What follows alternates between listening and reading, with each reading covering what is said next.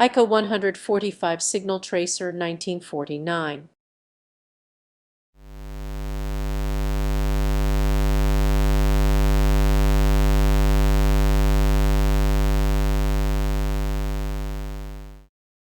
This video is part of a hobby project with the hope that it could provide useful information.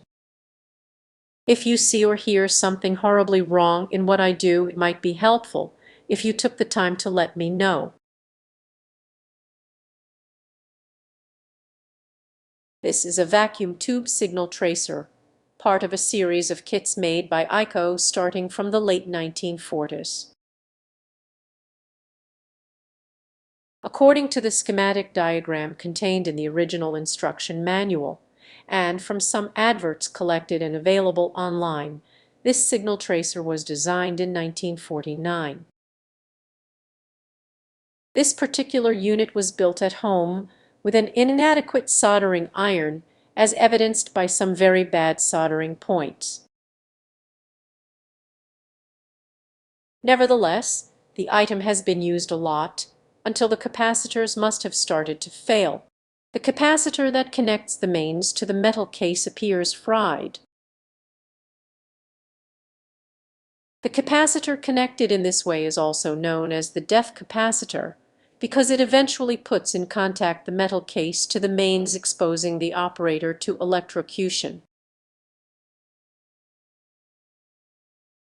This signal tracer is basically an audio amplifier composed of two stages, the preamplifier tube 6SJ7 and the final amplifier 6K6. At the plate terminal of the final amplifier, it is possible to collect the AC signal for measuring it with a VTVM.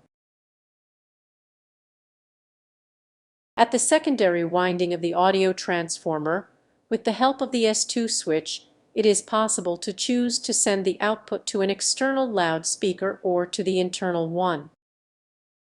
With the same switch, it is also possible to connect the internal loudspeaker to the output plugs to test another amplifier stage that doesn't have a working speaker. Theoretically, to be able to listen to an RF signal that must be amplitude modulated with an audible sound and revealed with the RF probe, which contains a diode for the purpose. However, the first part of the amplifier contained inside the signal tracer appears to be able to also amplify RF signals, at least up to a few megahertz, and if the signal is amplitude modulated, the audio component is revealed at the final amplifier stage. The only limitation in using the signal tracer in this way seems to hide in the lack of sensitivity in the first stage. Due to the particular condition of this unit, the restoration required removing all the connections, cleaning the soldering points, and installing the new components. All the capacitors had to be replaced, while the resistors have been replaced, because there were only a few, and there was no point in trying to reinstall the old ones. Initially, all the banana plugs are left in place. Later, the input plugs would be replaced with BNC connectors. For better safety, a fuse of 0.1 amps fast is added, and also a 60-watt light bulb is placed in series with the mains with the function of current regulator.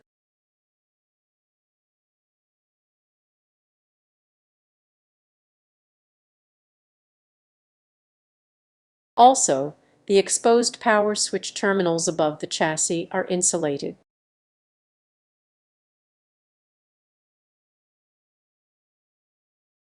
A signal tracer for radio troubleshooting is useful if it can perceive very faint signals, especially for checking the RF stages. This signal tracer is not particularly sensitive, and it would require an active probe or at least another preamplifier stage. In the process of restoration, a simple transistor preamplifier is added before the original input.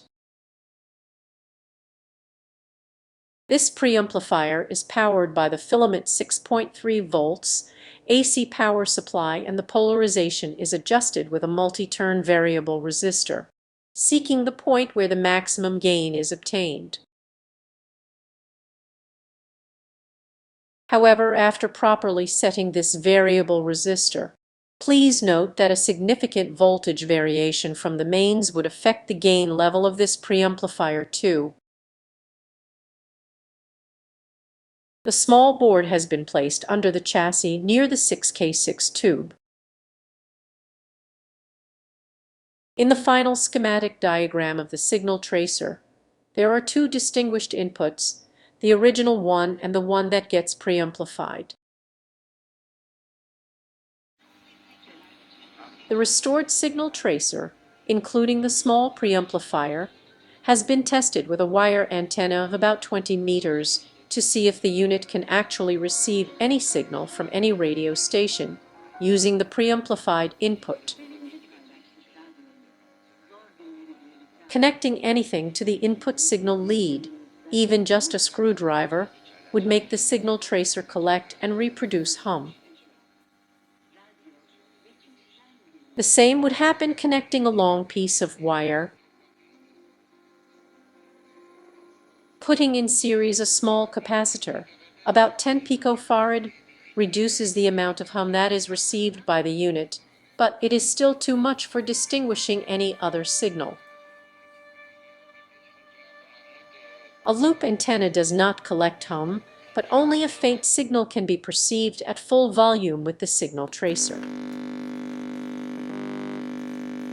The 20-meter wire antenna connected like this, shorting the two input banana plugs with about 40-centimeter wire, allows to receive a couple of overlapping shortwave stations.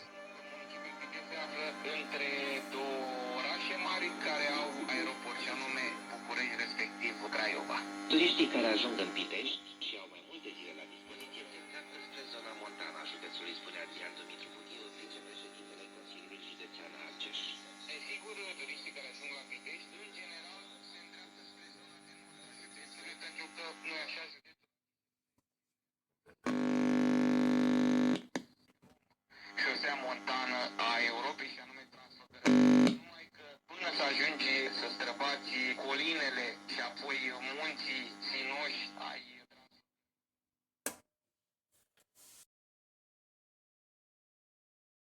Even though the restored unit now has a decent sensitivity depending on what kind of troubleshooting is going to be performed, a specific probe might be useful. The original probe used without the additional preamplifier did not provide satisfactory results. Therefore, other probes have been tested and are suggested. These passive probes are Mr. Carlson's design. Also, the Mr. Carlson's Super Probe has been tested implementing it in a standalone version using a perforated board.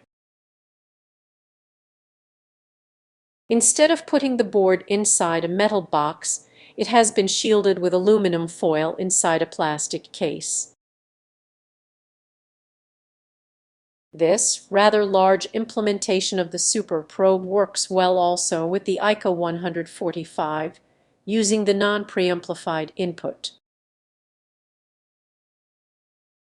For all the necessary information regarding Mr. Carlson's Super Probe, please check the original video from the channel Mr. Carlson's Lab.